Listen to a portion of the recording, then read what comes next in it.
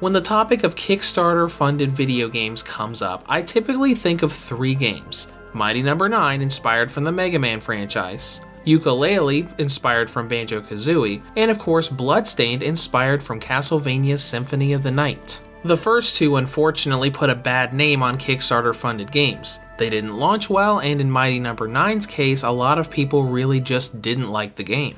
But Bloodstained was a different story altogether. They released a prequel game to a lot of different consoles based around Castlevania 3, and honestly that prequel, Curse of the Moon, was a very good Castlevania 3 inspired platformer. But unfortunately for Bloodstained and handheld gamers, the game didn't escape from the so-called curse of Kickstarter games. The Switch version of the game launched with a lot of technical problems. Thankfully, a patch back in October fixed a lot of these issues, or at least made them better. But let's see how much better. Here is my review of Bloodstained Ritual of the Night for the Nintendo Switch. The world of Bloodstained suffered a lot of demon attacks in the past, and to counter this, alchemists performed experiments on humans, infusing them with crystals and sacrificing their lives to purge the demons. But when one survivor of these attacks summons forth a castle from hell filled with demons, the protagonist Miriam awakens, another survivor of the experiments, and ventures off into the castle to stop her fellow survivor along with the castle and all the demons within it. Now overall, I think the story of this game mirrors Castlevania in a lot of ways, from the summoned castle to a lot of things that happen within. It's also got a pretty decent story that gives you a ton of lore, from actual cutscenes to journal entries you find as you explore the castle. When it comes to gameplay, this is a 2D Metroidvania. This form of basic progression pretty much mirrors that of the game it takes inspiration from, Castlevania's Symphony of the Night. The castle is a giant maze of different areas connected by rooms. You'll encounter a lot of bosses, and when you beat them, you'll gain abilities to help you move around and find hidden areas. This could be as simple as a high platform that you need a double jump to reach, or as technical as a hidden wall that you need a late game teleport skill to get past. Of course, with the castle filled with enemies and bosses, you're going to be doing a lot of combat, and with that combat, you've got a lot of different options. Miriam has a signature weapon, boots and shoes for martial arts based kicking attacks, but you can find all kinds of different weapons across the game, from swords and greatswords to firearms and the classic Castlevania whips. To enhance the formula a bit, instead of feeling very repetitive like those old Castlevanias did when it came to combat, you've got a lot of different techniques that each weapon can use through button inputs, along with magic spells that you can learn from shards dropped by fallen enemies. And the shard system is really the core of what makes Bloodstained so much fun.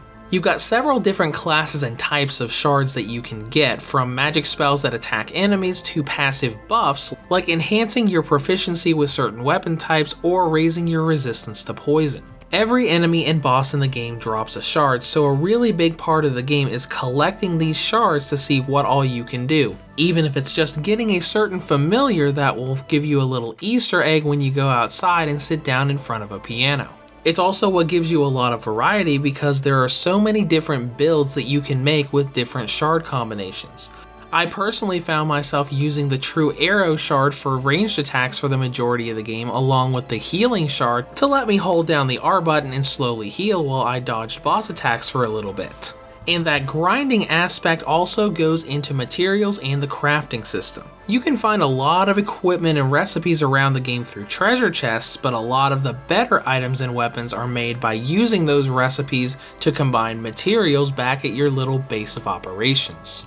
Just like with dropping shards, every enemy in the game has materials and equipment that they can drop when killed. So the game's not only fun with grinding against enemies to gain new powers, but also for all of those drops, especially the ones that drop nice Easter eggs like the armor that lets you turn into Shovel Knight. And speaking of Easter eggs, let's talk about how much of a love letter to Symphony of the Night this game really is. As I played through Bloodstained more and more, I felt like I was playing Symphony of the Night all over again, but with different characters involved and a lot of different gameplay systems. There are loads of that original formula in here. The save rooms littered across each area of the map, the transitional rooms when moving between areas, and even a movement shard that turns the map upside down, a huge reference to Symphony of the Night's upside down castle. In this regard, they did an amazing job at making you think you're playing Symphony of the Night, but not feeling like it's an exact carbon copy of that original game.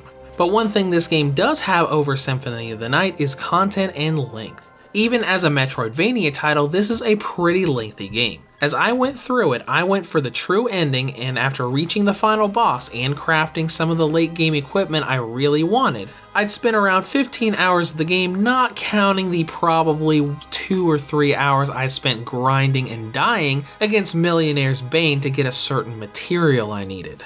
Now let's dive into controls and presentation to talk about what was wrong with the initial release and what has been fixed. When Bloodstained first launched for the Switch, it had a considerable amount of input lag. Thanks to the recent performance patch, however, that is no longer an issue.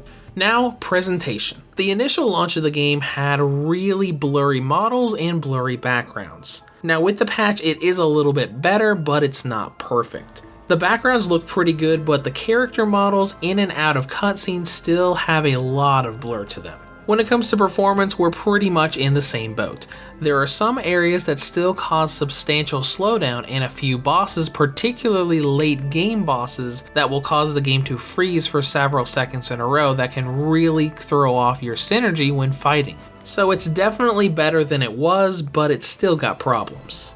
And now let's get into battery life. On the original model, Bloodstained has a battery range of 3 hours and 15 minutes up to 4 hours and 7 minutes. On the Nintendo Switch Lite, it has a range of 3 hours and 28 minutes up to 5 hours and 22 minutes. And on the V2 or Redbox 2019 model, it has a range of 5 hours and 6 minutes up to 6 hours and 49 minutes. In conclusion, Bloodstained is great at being a Metroidvania and a love letter to the beloved PS1 classic. Now on the downside, it's still got a significant amount of blurring on the character models along with slowdown and frame rate freezing during some late game boss fights. But if you can put up with those slowdown areas and enjoy the genre, it's a great game that deserves to be played. Reviews to Go rates Bloodstained Ritual of the Night for the Nintendo Switch an 8.5 out of 10. If you have any comments or questions, feel free to leave them below. Thanks for watching and have a great day.